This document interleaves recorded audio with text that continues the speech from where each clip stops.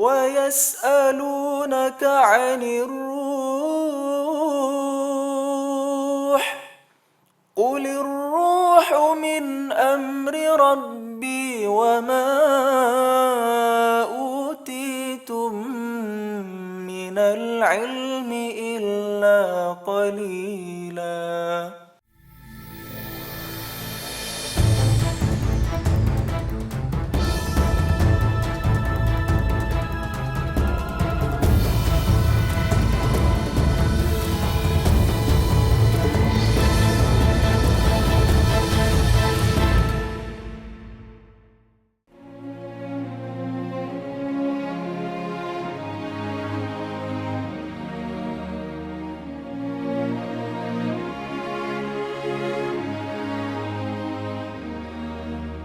Assalamualaikum warahmatullahi wabarakatuh.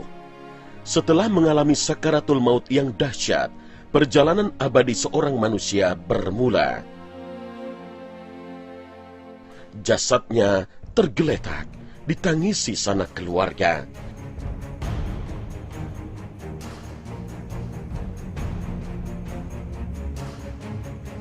Sementara ruh yang keluar dari jasad akan memulai perjalanan panjang menuju keabadian.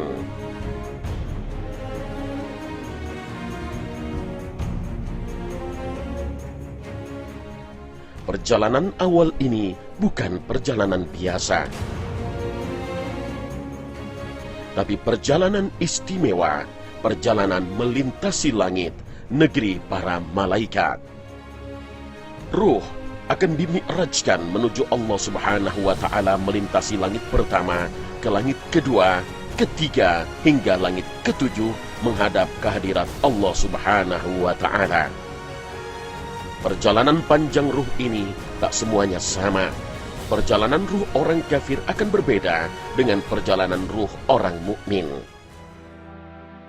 Perjalanan panjang ruh orang mukmin menuju Allah penuh kemuliaan dan pujian serta sanjungan para penghuni langit, bahkan diiringi para penduduk langit.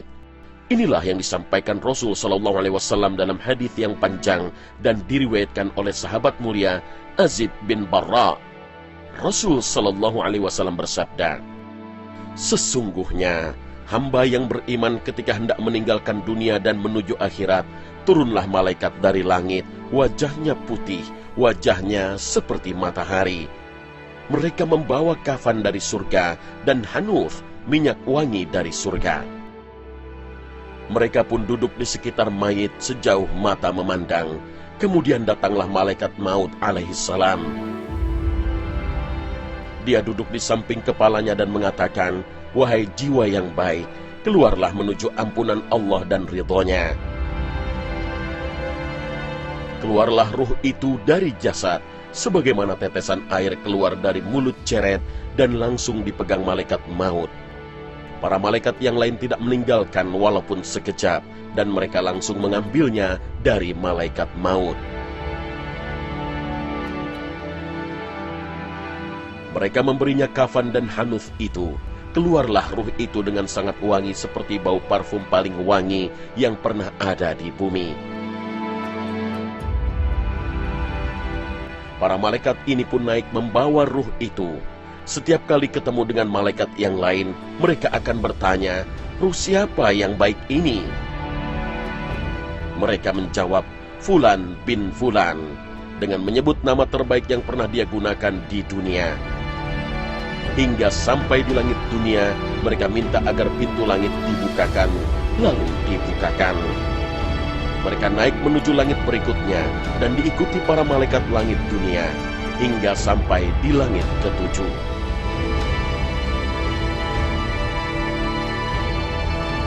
Kemudian Allah berfirman, 'Tulis catatan amal hambaku di Illiyin.'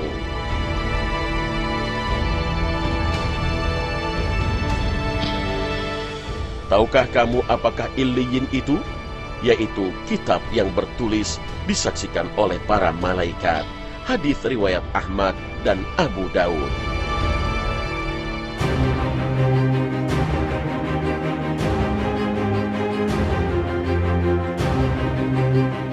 Sebaliknya, Roh orang kafir akan mengalami perjalanan yang penuh derita dan penghinaan. Bahkan langit pun tidak diizinkan untuk dilintasi. Ini pula yang disampaikan Nabi SAW dalam hadis Azib bin Barra, bahwa Nabi SAW bersabda, "Sementara hamba yang kafir ketika hendak meninggalkan dunia dan menuju akhirat, turunlah para malaikat dari langit yang bengis dan keras. Wajahnya hitam, mereka membawa masuh atau kain yang tidak nyaman digunakan dari neraka. Mereka duduk di sekitar mayit sejauh mata memandang. Kemudian datanglah malaikat maut dan duduk di samping kepalanya. Dia memanggil, 'Wahai jiwa yang busuk, keluarlah menuju murka Allah.'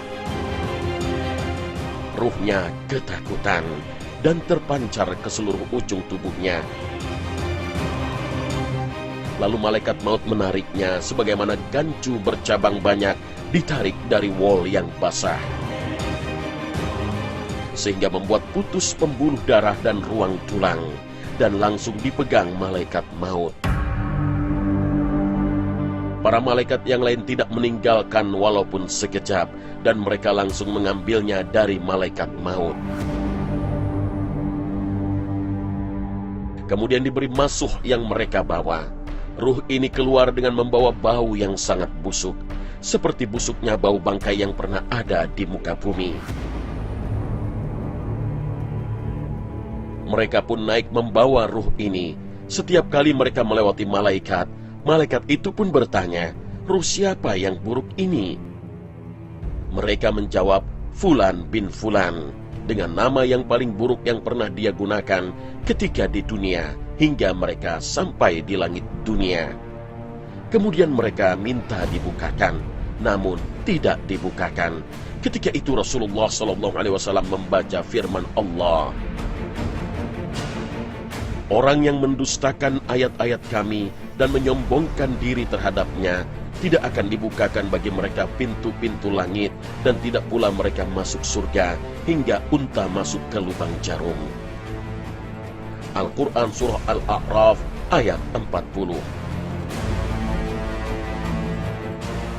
Kemudian Allah berfirman, "Tulis catatan amal hambaku di Sijjin, di bumi yang paling dasar." Hadis riwayat Ahmad dan Abu Dawud.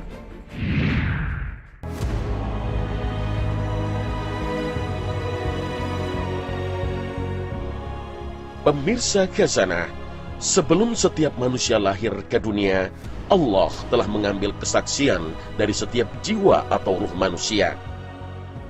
Perjanjian inilah yang disebut Allah Subhanahu wa Ta'ala dalam proses penciptaan.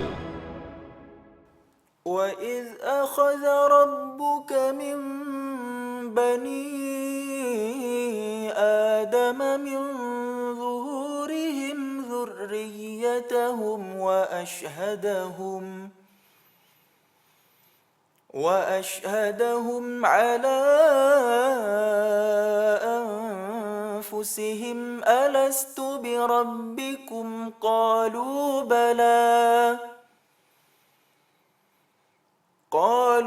بَلَى شَهِدْنَا أَن تَقُولُوا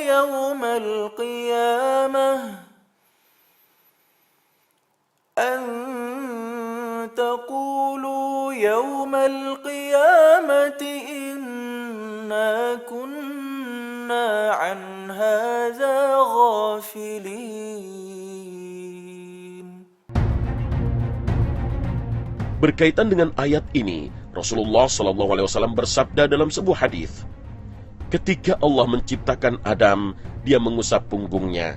Maka dari punggung itu setiap ruh yang menyerupai biji atom berjatuhan, yang Dia Allah adalah penciptanya sejak itu sampai hari kiamat kelak." Hadis riwayat Tirmizi. Perjanjian Allah Subhanahu wa Ta'ala dengan ruh itu lebih detail diriwayatkan dari sahabat Ubay bin Ka'ab bahwa mereka ruh tersebut dikumpulkan lalu dijadikan berpasang-pasangan, baru kemudian mereka dibentuk. Setelah itu mereka pun diajak berbicara, lalu diambil dari mereka janji dan kesaksian. "Bukankah aku Tuhanmu?" Mereka menjawab, "Benar. Sesungguhnya aku akan mempersaksikan langit 7 tingkat dan bumi 7 tingkat untuk menjadi saksi terhadap kalian, serta menjadikan nenek moyang kalian Adam sebagai saksi, agar kalian tidak mengatakan pada hari kiamat kelak, kami tidak pernah berjanji mengenai hal itu. Ketahuilah bahwasannya tiada Tuhan selain aku semata, tidak ada Rabb selain diriku, dan janganlah sekali-kali kalian mempersekutukanku. Sesungguhnya aku akan mengutus kepada kalian para rasulku yang akan mengingatkan kalian perjanjianku itu. Selain itu aku juga akan menurunkan kitab-kitabku." Maka mereka pun berkata, "Kami bersaksi bahwa Engkau adalah Tuhan kami. Tidak ada Tuhan bagi kami selain hanya Engkau semata." Dengan demikian mereka telah mengakui hal tersebut. Kemudian Adam diangkat di hadapan mereka. Dan ia Adam pun melihat kepada mereka, lalu ia melihat orang yang kaya dan orang yang miskin, ada yang bagus dan ada juga yang sebaliknya. Lalu Adam berkata, "Ya Tuhanku, seandainya Engkau menyamakan di antara hamba-hambaku itu." Allah menjawab, "Sesungguhnya aku sangat suka untuk aku disyukuri." Dan Adam melihat para nabi di antara mereka seperti pelita yang memancarkan cahaya pada mereka. Hadis riwayat Ahmad.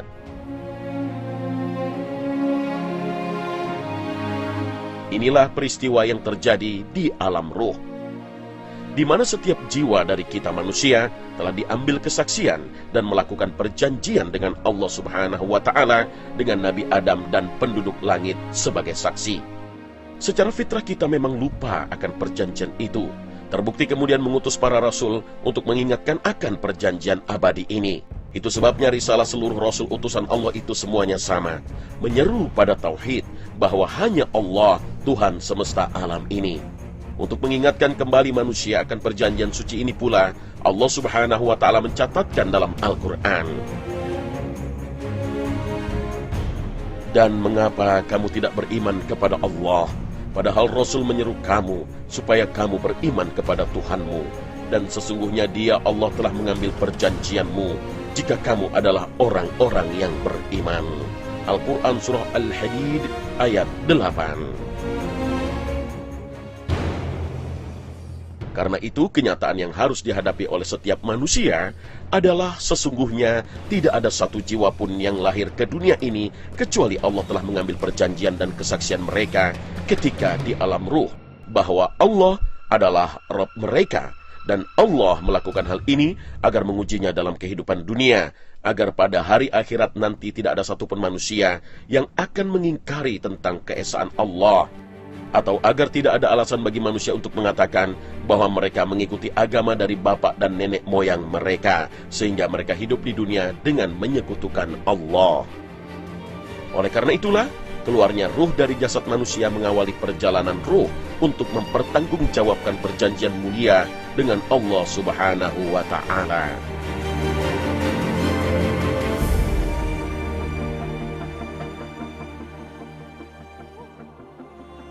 Setiap jiwa akan merasakan, akan mencicipi kematian. Kullu nafsin dha'iqatul maut. Berarti kematian itu ada rasanya. Wan nazi'ati gharqa wan nasyitati nashta. Demi malaikat yang mencabut nyawa dengan keras, dengan paksa, dengan kasar, dan demi malaikat yang mencabut nyawa dengan lembut. Ternyata ini ada kaitannya dengan masalah janji. Manusia itu terikat oleh janji. Ada 3 macam janji. Pertama, janji kepada Allah ketika kita ada di alam rahim. Terjadi sebuah ikatan janji. Alastu bi rabbikum. Bukankah aku ini Tuhan kamu? Kita menjawab, bala syahidna. Betul, kami bersaksi engkau adalah Tuhan kami. Inilah yang disebut dengan perjanjian di alam rahim. Yaitu kita, manusia, berjanji bahwa kita akan menjadikan Allah sebagai Tuhan kita. Kita akan menaati ajaran-ajaran Allah karena kita adalah makhluk yang diciptakan Allah. Ini perjanjian pertama yang harus kita wujudkan, yaitu kita berkomitmen sebagai hamba dan Allah sebagai pencipta. Kita sebagai makhluk dan Allah sebagai khalik. Ini yang disebut dengan perjanjian manusia dengan Allah Subhanahu wa Ta'ala. Yang kedua, perjanjian atau janji terhadap diri kita. Kalau kita selalu meniatkan hal-hal yang baik, itu sebenarnya kita berjanji pada diri kita. Islam sangat menganjurkan kalau kita ini selalu memiliki niat yang baik. Contoh, mau tidur saja, Rasulullah menganjurkan agar berniat untuk tahajud. Sampai-sampai Nabi mengatakan, kalau kamu mau tidur, lalu kamu berniat tahajud, dan ternyata kamu tertidur, maka orang itu akan mendapatkan pahala dari niatnya. Berarti kita ini dianjurkan untuk selalu memiliki niat yang bagus. Niat terhadap diri kita, niat untuk mewujudkan kebaikan, itu yang disebut dengan berjanji terhadap diri kita sendiri. Dan yang ketiga, berjanji terhadap orang lain. Kalau kita punya janji dengan orang lain, maka penuhi janji itu.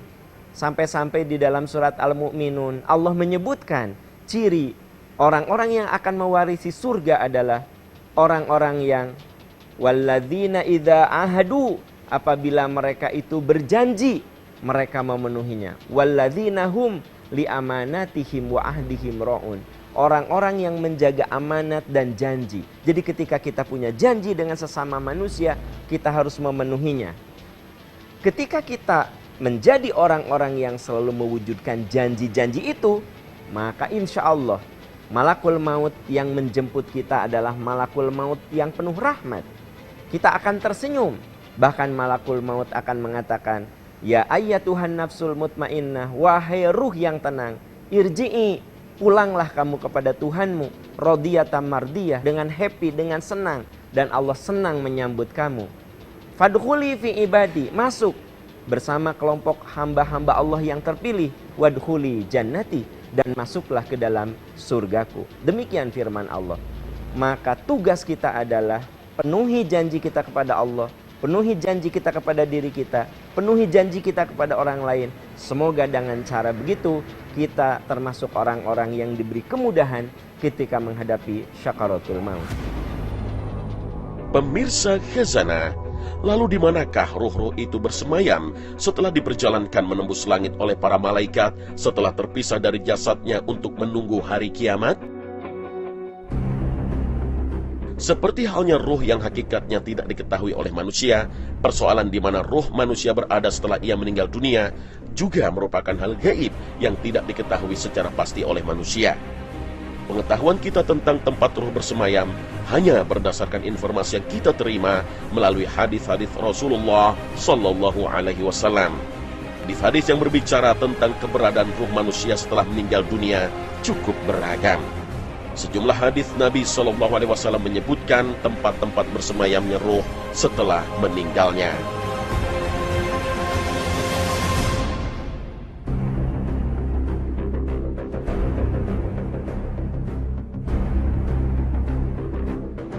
Ada ruh yang berada di dalam tembolok burung surga berwarna hijau yang terbang leluasa ke sana kemari di dalam surga. Ini adalah ruhnya orang-orang yang mati syahid karena membela agama.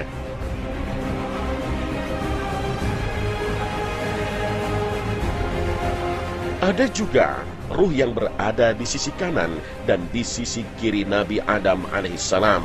Ruh-ruh yang berada di sisi kanan Nabi Adam adalah calon penghuni surga, sedangkan yang berada di sisi kirinya adalah penghuni neraka. Setiap kali Nabi Adam menengok ke arah kanan, beliau tersenyum bahagia, dan ketika menengok ke arah kiri, beliau pun menangis sedih. Dalam hadis yang lain, Rasulullah SAW bersabda, "Aku melihat ruh teman kalian ini tertahan di pintu surga." Sementara dalam hadis yang lain lagi disebutkan bahwa di antara ruh-ruh itu ada yang ditahan di dalam kuburnya karena masih tersangkut dengan utang piutang. Ada yang ditahan di dalam kuburnya karena tersangkut tindak kezaliman yang pernah dilakukannya. Ada juga yang berada di dalam surga. Dalam hadis yang bersumber dari Ibnu Abbas radhiyallahu anhu disebutkan bahwa arwah para syuhada, orang-orang yang mati di jalan Allah, berada di atas Bariq. Apakah Bariq itu? Bariq adalah nama sebuah sungai yang berada di pintu surga dinaungi oleh kubah hijau. Mereka selalu mendapatkan rezeki dari surga setiap pagi dan petang.